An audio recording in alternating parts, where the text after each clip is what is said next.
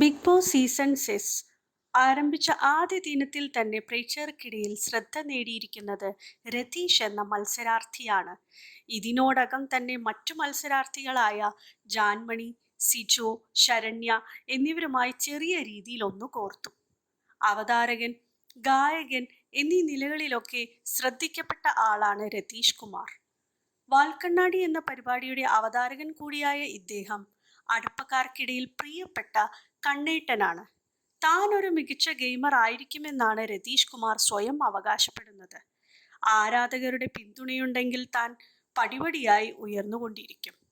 എൻ്റെ കളികൾ നിങ്ങൾക്ക് എല്ലാവർക്കും ഇഷ്ടമാകുകയാണെങ്കിൽ തീർച്ചയായും എൻ്റെ കൂടെ ഉണ്ടാകണം. ഒരു ഇമേജോ സെലിബ്രിറ്റി സ്റ്റാറ്റസോ ഇല്ലാത്ത സാധാരണക്കാരനായ ഒരു വ്യക്തിയാണ് ഞാൻ. എനിക്ക് നിങ്ങൾ മാത്രമാണുള്ളത്. മത്സരാർത്ഥികളുടെ പച്ചയായ ജീവിതമാണ് ബിഗ് ബോസിൽ കാണിക്കുന്നത്. അതുകൊണ്ട് തന്നെയാണ് മലയാളികൾക്ക് ഈ ഷോ ഇത്രയും പ്രിയം. ദേഷ്യം വന്നാൽ ദേഷ്യം, സന്തോഷം വന്നാൽ സന്തോഷം, അങ്ങനെ എല്ലാം പച്ചയ്ക്ക് കാണിക്കുന്നു. ആർക്കും ഒരാഴ്ചയിൽ കൂടുതൽ ഫേക്കായി അവിടെ നിൽക്കാൻ സാധിക്കില്ല. അതിനുശേഷം യഥാർത്ഥ മുഖം കണ്ടു തുടങ്ങും. പ്ലാൻ ചെയ്തു വരേണ്ട ഒരു ഷോയല്ല ബിഗ് ബോസ്. ഓരോ മത്സരാർത്ഥികൾക്കും ഓരോ സ്വഭാവമായിരിക്കും.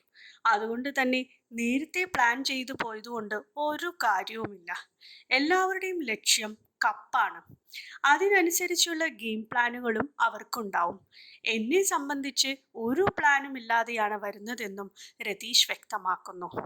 ഇനിയുള്ള ദിവസങ്ങളിൽ എന്തെല്ലാം കാണാൻ കഴിയുമെന്നും എന്തെല്ലാം കൊമ്പുകോർക്കുകൾ കാണാൻ കഴിയുമെന്നും നമുക്ക് കണ്ടറിഞ്ഞ് കാത്തിരിക്കാം. നിങ്ങൾക്ക് ഞങ്ങളുടെ ചാനൽ ഇഷ്ടപ്പെട്ടെങ്കിൽ ലൈക്ക് ചെയ്യുക, കമൻറ്റ് ചെയ്യുക, സബ്സ്ക്രൈബ് ചെയ്യുക, ബെൽ ബട്ടൺ അമർത്തുക. Thank you.